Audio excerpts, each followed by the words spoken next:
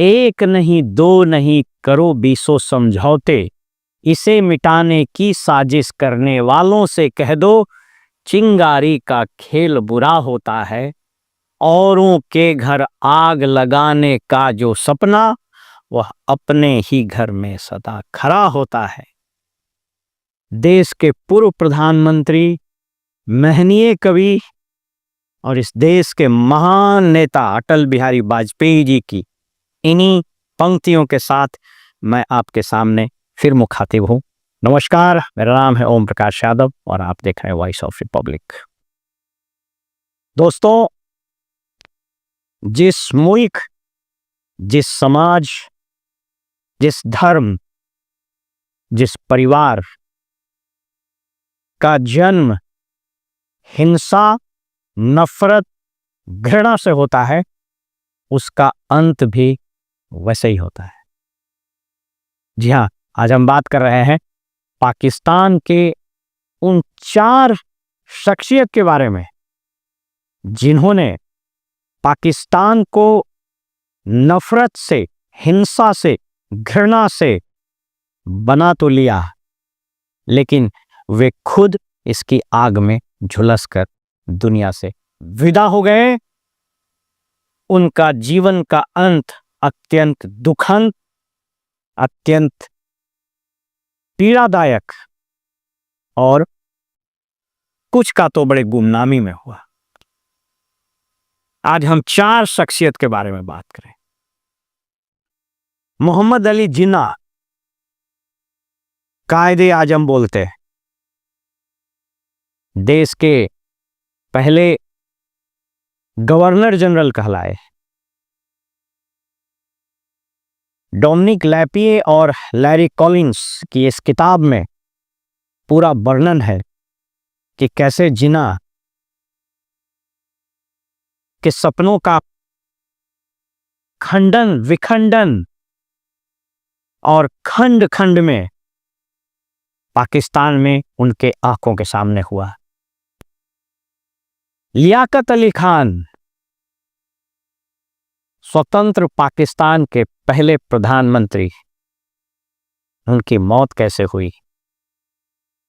रहमत अली, चौधरी रहमत अली, जिसने सबसे पहले पाकिस्तान की परिकल्पना की थी, वो कैम्ब्रिज यूनिवर्सिटी में, नेवर और बिफोर। किस गुमनामी, बेनामी और गुर्बती में उसका जीवन का अंत हुआ। और last but not the least, direct action का कॉल देने वाला हुसैन शहीद सोहरावर्दी, जो उस वक्त बंगाल का, पार्टीशन से पहले बंगाल का मुख्यमंत्री था और बाद में 56 में वो पाकिस्तान का प्रधानमंत्री भी बना। उसका अंत कैसे हुआ। आइए सबसे पहले बात करते हैं रहमत अली की। सबसे अंत में बात करेंगे जिन्ना की। चौधरी रहमत अली कैम्ब्रिज में पढ़ते थे और उन्होंने इस किताब में चर्चा करते हुए लैरी कॉलिंस और डोमिनिक लैपिए ने लिखा है कि 1933 में उसने पाकिस्तान की कल्पना की। इनफैक्ट सबसे पहले पाकिस्तान, PAKSTAN, पाकिस्तान, जो बाद में पाकिस्तान हुआ, जिसमें पंजाब, कश्मीर, सिंध, बलूच, नॉर्थ वेस्ट का पोर्शन मिला के पाकिस्तान बना था।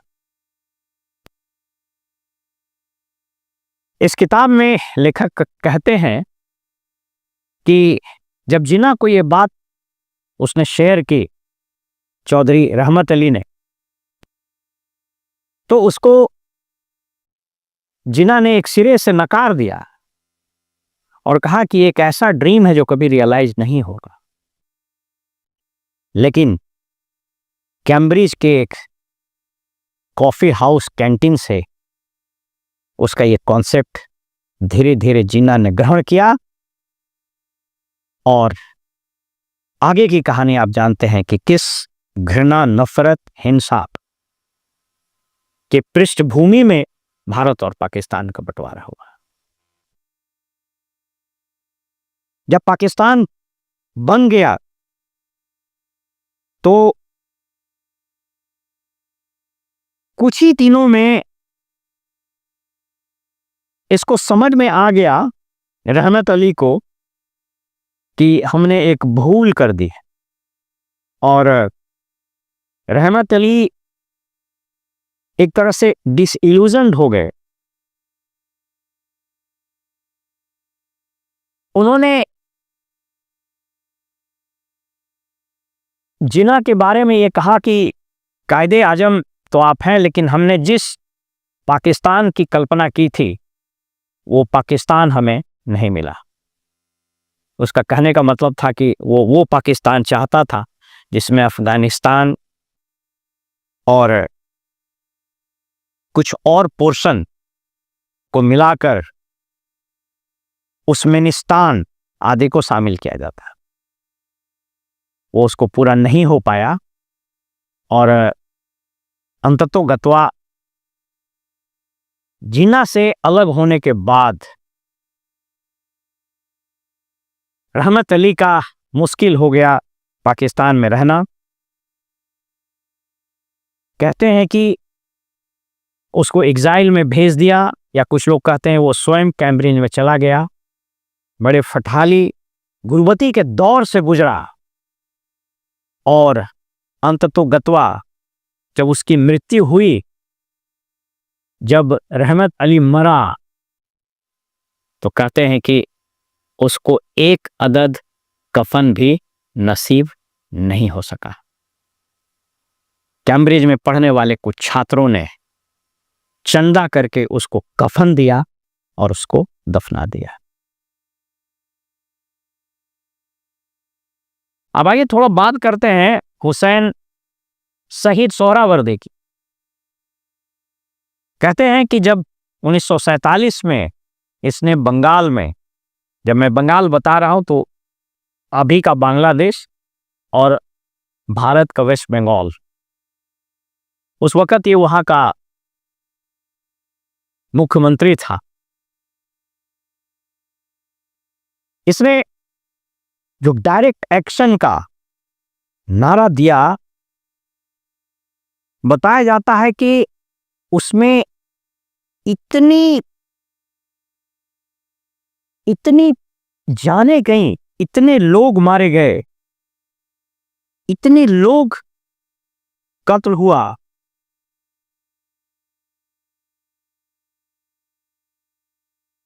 इतिहास के पन्नों में अलग अलग फिगर्स दर्ज हैं। इस किताब के अनुसार मरने वाले की संख्या लाखों में थी, कहीं पर यह संख्या 10,000 15,000 बताया जाता है। लेकिन इस किताब में जब आप पढ़ेंगे तो पाएंगे कि मैंने इतना विभत्स चित्रण, पूरी गलियां, सड़कें, ट्रेन सभी लाशों से पटे हुए थे। गिद्ध लाश को नोच नोच कर खा रहा था। जी हाँ, ये वही हुसैन शहीद सोहरावर्दी था। बापू इस आग को बुझाने के लिए नोआखोली की भी यात्रा की। जब पाकिस्तान बना उसके बाद 56 में इसको प्रधानमंत्री भी बनाया गया। लेकिन आप सबको पता है कि पाकिस्तान में शायद ही कोई प्रधानमंत्री अभी तक हुआ है जिसने अपनी पूरे टर्म को पार किया हो। 12 सितंबर 1956 को इसने ओथ लिया और 17 अक्टूबर 1957 को लगभग 1 साल पॉलिटिकल प्रेशर के कारण रिजाइन किया। बाद में ये आपको बताते चलें कि ये बंगाली मुस्लिम था। इसकी मृत्यु बड़े रहस्यमय अंदाज में बेरूत के एक होटल में हुई। कुछ लोग बताते हैं कि शायद इसका हार्ट अटैक हुआ, लेकिन ये रहस्य का पर्दा आज तक नहीं उठ पाया है कि ये एक सामान्य मौत था या इसकी हत्या की गई थी। गुमनामी, रुसवाई और एक दुखद अंत इस व्यक्ति का भी हुआ जिसने पाकिस्तान को नफरत और हिंसा की कोख से निकालकर प्रीमैच्योर डिलीवरी कराई थी। अब आइए लियाकत अली खान, आजाद पाकिस्तान 47 का पहला प्रधानमंत्री, 14 अगस्त 1947 से 16 अक्टूबर 1951। 1951 में एक रैली को संबोधित करते हुए इसकी हत्या कर दी गई। बताया जाता है कि उस हत्यारे को तत्काल गिरफ्तार करने के बजाय उसको ही गोली मार दी। और आज तक पाकिस्तान से यह षड्यंत्र ऊपर नहीं उठ पाया है, पर्दा नहीं उठ पाया है कि लियाकत अली खान की हत्या की गई वो एक राजनीतिक षड्यंत्र था या कुछ और। अब अंत में आइए मोहम्मद अली जिन्ना पर। जिन्ना की शख्सियत के बारे में इस किताब में बड़ी खूब चर्चा है। आर्किटेक्ट ऑफ पाकिस्तान, कायदे आजम, इन पर लिखी वैसे बहुत सारी किताबें हैं, लेकिन 2 किताब प्रमुखता से आपको पढ़ना चाहिए कि कैसे जिन्ना की मौत इसके अपने बनाए गए मुल्क में किस डिसरिस्पेक्टफुल तरीके से हुई। जिन्ना के एक डॉक्टर थे, उनका नाम था कर्नल डॉक्टर इलाही बख्श। उन्होंने किताब लिखी है कायदे आजम इन हिज लास्ट डेज। बताया जाता है कि जब पाकिस्तान आजाद हो रहा था तो अंतिम वायसराय लॉर्ड माउंटबेटन ने जिन्ना को सलाह दी कि आप पाकिस्तान के प्रधानमंत्री बन जाइए, क्योंकि राष्ट्रपति को बहुत पावर होता नहीं है। जिन्ना ने कहा कि मेरा पाकिस्तान है, मैं वहां का गवर्नर जनरल बनूंगा। कई किस्से हैं। एक बार का बात है जब पार्टीशन और इंडिपेंडेंस डिक्लेयर किया जाना था, उस प्रेस कॉन्फ्रेंस में जिन्ना ने कहा कि मैं भी गवर्नर जनरल हूं तो मेरी कुर्सी माउंटबेटन के समकक्ष लगनी चाहिए, उसी लेवल का, उसी ऊंचाई का, वैसा ही तौलिया बिछना चाहिए। हालांकि वो नहीं माना गया और लॉर्ड माउंटबेटन की कुर्सी की ऊंचाई थोड़ी सी ज्यादा बनाई गई। माउंटबेटन को रेफर करते हुए इस किताब में माउंटबेटन का इंटरव्यू भी है, जो माउंटबेटन की मृत्यु के पहले इस किताब के लेखकों ने लिया है। ये किताब बड़ी मशहूर है। इसमें जो डोमिनिक लैपिए है वो कलकत्ता के शहरों में महीनों बिताया और प्यार से उसको लोग डोमिनिक दा, बंगाली में दा बोला जाता है, मिथुन दा, तो डोमिनिक दा बुलाता था। इन्होंने माउंटबेटन को रेफर करते हुए बताया कि इतना गुरूर था जिन्ना को कि मैंने वो मुल्क बनाया, मैं जैसे चाहूंगा चलाऊं। लेकिन बहुत जल्द जिन्ना के वो सारे सपने टूट गए। धीरे धीरे जिन्ना आइसोलेट होना शुरू हुआ। लियाकत अली और पूरी कैबिनेट ने धीरे धीरे इसको इग्नोर करना शुरू किया। आपको बताते चलें कि उस वक्त मुंबई में एक डॉक्टर थे, डॉक्टर पटेल, जेल पटेल, अगर मुझे ठीक से नाम याद हो, इस किताब में उसका रेफरेंस। आजादी के पहले, मतलब 47 के पहले, एग्जैक्ट डेट मैं नहीं बता सकता हूं, लेकिन संभवतः 40-41 की बात होगी। जिन्ना बड़े रईस अंदाज से रहते थे, सिगार पीना। इसमें यह भी रेफरेंस है कि वो पोर्क यानी सूअर का मांस भी खाते थे। कदाचित जिन्ना नमाज भी नहीं पढ़ते थे। तो जब उनको खांसी हुई तो इस डॉक्टर ने जब इलाज किया, एक्सरे हुआ, तो उस एक्सरे में उनके लंग्स में टेनिस के बॉल के बराबर धब्बा आया। TB, tuberculosis. उन दिनों ट्यूबरकुलोसिस का इलाज बड़ा मुश्किल था। जिन्ना ने उस डॉक्टर को कहा कि यह एक्सरे की रिपोर्ट आप अपने सेफ बॉक्स में रख दीजिए और किसी को नहीं दीजिएगा, क्योंकि ये बात अगर लीक हो गई तो गांधी और नेहरू वगैरह को रेफर करते हुए जिन्ना कहते हैं कि ये लोग देश की आज़ादी को कुछ दिन और टाल देंगे और पाकिस्तान नहीं बन पाएगा। उस डॉक्टर ने अपने मेडिकल इथिक्स से एडहेयर करते हुए उस रिपोर्ट को किसी को नहीं दिखाया। डॉक्टर इलाही बख्श अपने किताब कायदे आजम इन हिज लास्ट डेज में लिखते हैं कि जब जिन्ना की तबीयत खराब हो गई तो उनको जियारत में, एक वुडन हाउस था, उसको म्यूजियम बना दिया गया है। जियारत बलूचिस्तान में भी हाइट पर पड़ता है, वहां बहुत सर्दी होती है। इस किताब में यह भी लिखा गया है कि यह बात समझ से परे थी कि अगर जिन्ना को टीबी था तो उनको इस तरह की आबो हवा से दूर रखा जाना चाहिए था, लेकिन उनको जियारत रखा गया। वहां पर किसी तरीके से कुछ डॉक्टर्स को, उस वक्त के जो सरकारी डॉक्टर थे, सिविल सर्जन वगैरह गए, इलाही बख्श भी गए। डॉक्टर इलाही बख्श से जब पहली बार मुलाकात हुई जिन्ना की, तो जिन्ना ने कहा कि I want to live to see my country prosper and progress. मैं जीना चाहता हूं। लेकिन अपने प्रवास के दौरान जियारत में जो जलालत, जो पाकिस्तान सरकार स्पेशली लियाकत अली खान का जो इग्नोरेंस और उसका, माने उसको आप क्या कहेंगे, वो इग्नोर करने का जो उसका एटीट्यूड था, जिसके कारण जिन्ना बहुत टूट गए। इलाही बख्श लिखते हैं कि जब मैंने उनसे कहा कि आपको एक टीबी है, तो मुस्कुराते हुए जिन्ना ने कहा कि मुझे मालूम है कि मुझे टीबी है और डॉक्टर मैं अब जीना नहीं चाहता हूं।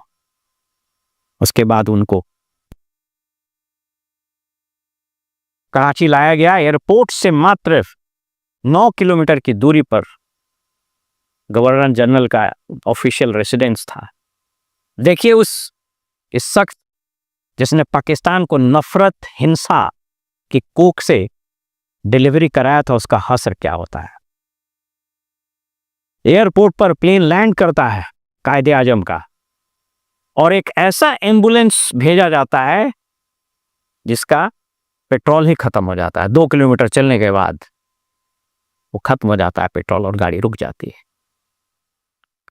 जिन्ना के पास उसकी बहन फातिमा जिन्ना, उन्होंने इसका विस्तार से चर्चा अपनी किताब माई ब्रदर में लिखा है कि कैसे वो और एक नर्स, एक फिरंगी नर्स यूरोपियन मूल की, मक्खी भनभना रहा था जिन्ना के चेहरे घाव पर।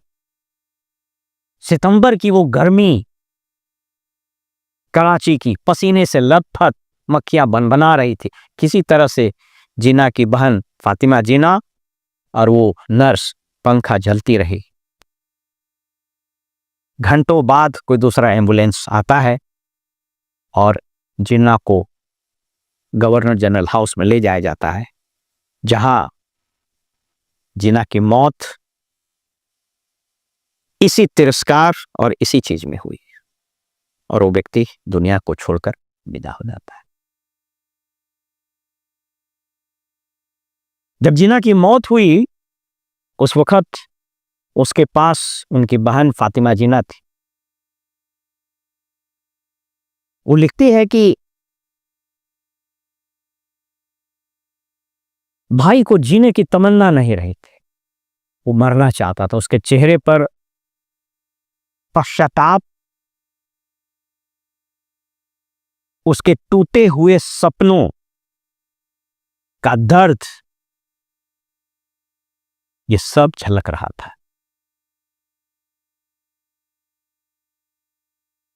मैंने आपको ये इसलिए बताया कि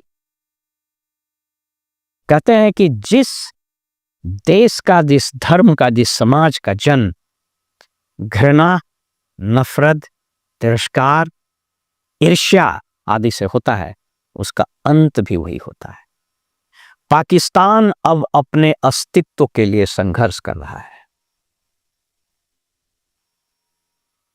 भारत ने दशकों पाकिस्तान स्पॉन्सर्ड टेररिज्म को अपने सीने पर झेला। सहनशीलता की पराकाष्ठा 26/11 मुंबई का हमला हो या पार्लियामेंट का अटैक, जम्मू कश्मीर असेंबली पर अटैक से लेकर न जाने कितने आतंकवादी हमले हुए, लाखों की संख्या में लोग मरे और डिस्प्लेस्ड हुए। लेकिन मुझे दिनकर जी की वो कविता याद आती है, जब ये भारत का अभी का ऑपरेशन सिंदूर का शौर्य, वीरता, पराक्रम, भारतीय सशस्त्र सेना का प्रहार जब हो रहा है तो पाकिस्तान त्राहिमाम है। दिनकर जी ने सही कहा था, क्षमा शोभती उस भुजंग को जिसके पास गरल हो, उसको क्या जो दंतहीन विसरहित विनीत सरल हो। 3 दिवस तक पंत मांगते रघुपत सिंधु किनारे, बैठे पढ़ते रहे छंद अनुनय के प्यारे प्यारे। उत्तर से जब एक नाद भी उठा नहीं सागर से, धधक अधीर उठी पौरस राम आग के सर से। सिंधु देहि त्राहि त्राहि करता आ गिरा शरण में। यह कविता आज के तारीख में पाकिस्तान के लिए सटीक बैठता है। इसलिए दोस्तों, समाज, राष्ट्र, परिवार, ये सब का मूल प्रेम है, प्रजातंत्र है, घृणा और हिंसा नहीं है। भारत बेशक गांधी का वो देश है जो हिंसा का पाठ पूरी दुनिया को पढ़ाया, लेकिन अगर किसी ने हमारे साथ जुर्रत की तो वो देश मिट जाएगा। आज पाकिस्तान फिर से एक और टुकड़े होने के कगार पर खड़ा है, और यदि आने वाले कुछ चंद महीनों में बलूचिस्तान पाकिस्तान से अलग होकर एक स्वतंत्र मुल्क बन जाए तो इससे किसी को आश्चर्य नहीं होना चाहिए। फिलहाल हमें इजाजत दीजिए और आप देखते रहिए वॉइस ऑफ रिपब्लिक। नमस्कार।